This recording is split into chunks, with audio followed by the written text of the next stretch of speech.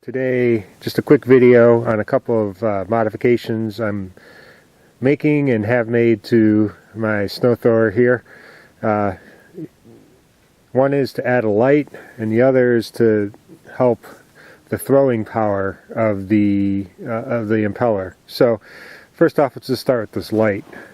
As you can see, there's this non-standard light on the front. It's just a LED light that I got off of Amazon. I'll link to that. And this is a horrible engineering job, but I just took the wires, duct taped them all the way down and around over to a little battery, a little 12-volt battery picked up at a farm store. I'll put more information on that in the description. I think it's a 2.5 amp hour 20-hour battery, but anyway, it's just something I picked up at a local farm store, and just wired it up, literally taped it to the bar there, used Gorilla Tape so it's up there nice and strong, but used this factory slot. There's an opening in the bottom of this snowblower. That's a little switch from a set of driving lights that I didn't need to switch for, but just wired that up. I left, this is really not great, but I left the wire there and a wire there, so I don't know if you can see it. Anyway, I left the two wires out so I can go ahead and charge it up, since there's no charging system on the mower, it's on the snowblower. So anyway, this works really well. I got tired of the stock light, which is up here. It gets blocked by the chute. It's not very bright to begin with. I do, being up north here, we just had to. I do plow a lot at night, and you can see I got a long driveway, lots of trees. It's dark, so this has helped a lot. I'll get some night shots so you can see the difference, but. It's very easy, especially if you do it like I did. Very easy little thing to do, and it really helps a lot with at the nighttime work.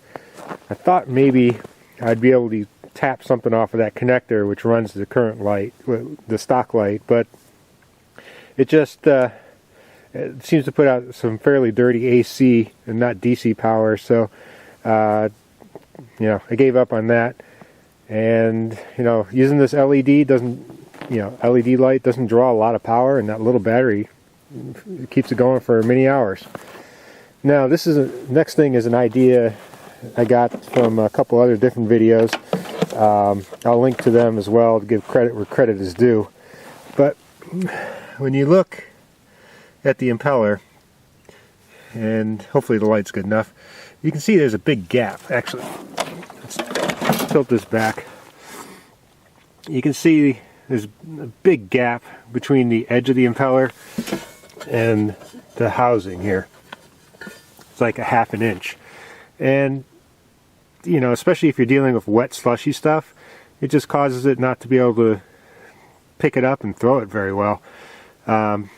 So there's this idea of adding little rubber paddles onto the impeller, and I'm going to try that out and see how it helps, and hopefully it does. So what I did, and people have said they use mud flaps or tires.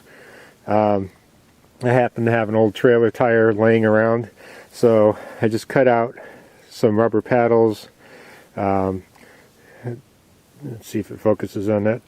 I tapered the leading edge of it a little bit, and you can see it's got a curve from the sidewall, and this is the sidewall. There's no steel in this. But what we're going to do is just put those down in there like that, right up against the edge, and then the taper will let it wear down pretty quickly to the size it should be, because the tolerance isn't the same all the way around the circumference of the chute there. But I'm just going to take some self-tapping screws and secure those pieces of rubber in there and see if it helps out my throwing. So let's give that a go. Okay, so you can see I have one paddle kind of clamped in there. It's right up against the side of the housing. That thin edge should wear down really quickly to custom fit it to the circumference of the blower housing. In terms of securing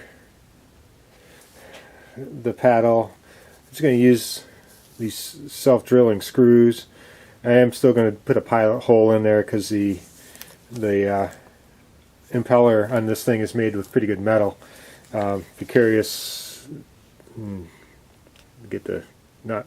There you go. Just using number 10 3/4 inch screws. A little concerned I might throw due to vibration or whatever, but I'm going to give this a try. I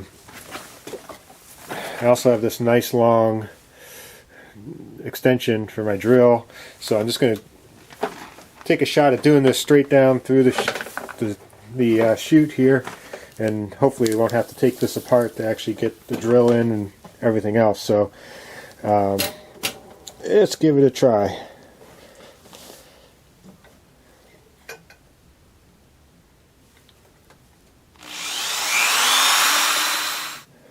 Okay, so the paddle came off while I was trying to drill, and so now I've just sunk the screw through here so I can line it up, and let's just see if we can drill this in with the screw. There we go. Got the first one done. That was a lot trickier than I thought. Alright, I'll try the second one. So now I have the first one done, and I'll put the other three on, or I'm sorry, the other two on. It's a 3-blade impeller. And when we're all done, I'll talk to you again. Okay, got the last one on. Guess I'll go take it for a spin and see if it holds together.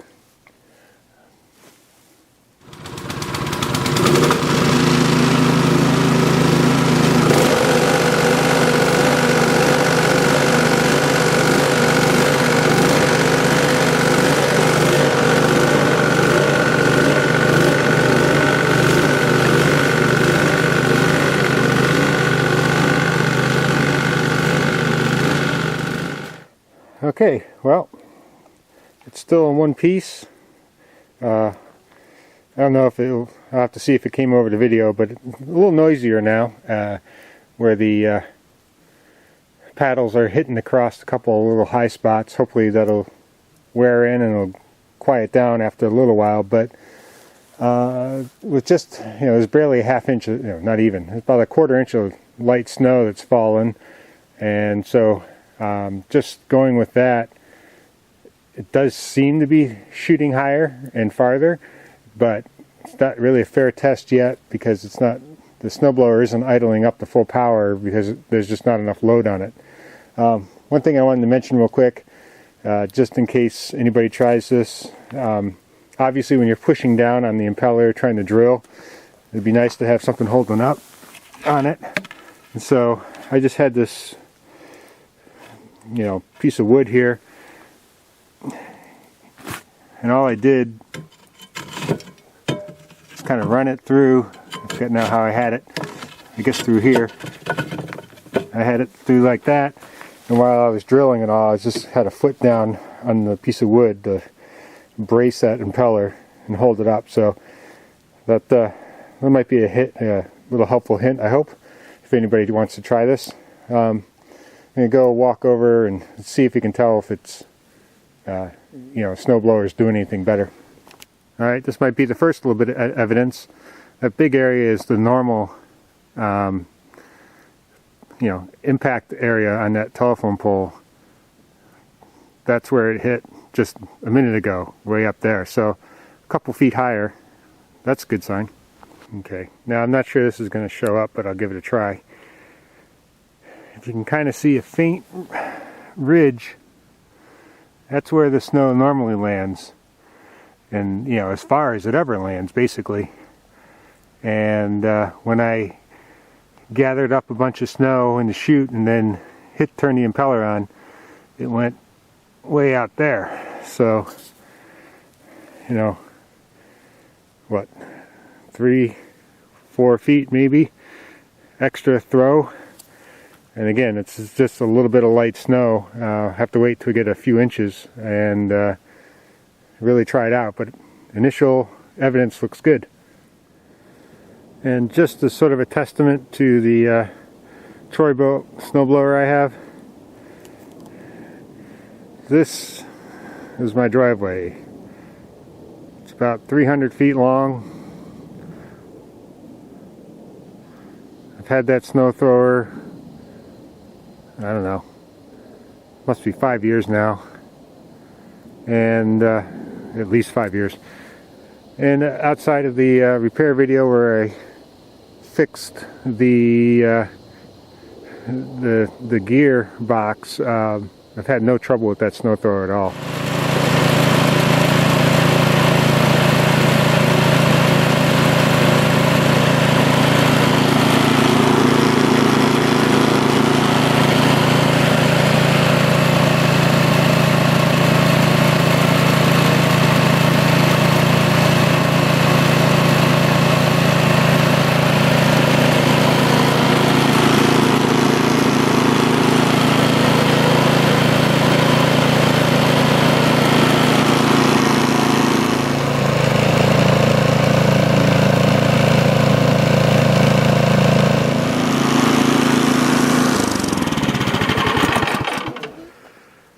And that is one of the cool parts about having the extra light. Even with the snowblower off, you got light. Thanks.